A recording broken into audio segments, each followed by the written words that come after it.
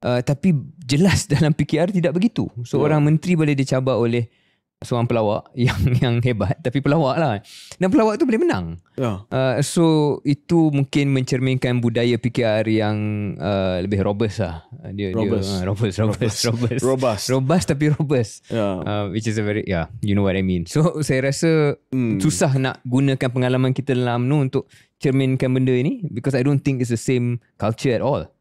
But I think my point was that if it happened in UMNO, then that end of days lah. Habis. The writings on the wall lah. Tapi dalam kes ini mungkin sebab budaya itu berbeza, walaupun merupakan satu kejutan hebat, tapi dia tidak dilihat sebagai fatal lagi kot.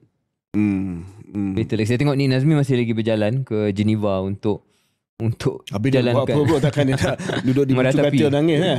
I mean, what can he do? He's got to go on with it. Dia nak bertanding naik presiden, dan kita harap dia menang. Itu pun satu poin je. Sebab kalau dalam hal UMNO, kalau bahagian you dah kalah, you don't even try lah untuk pergi naik presiden.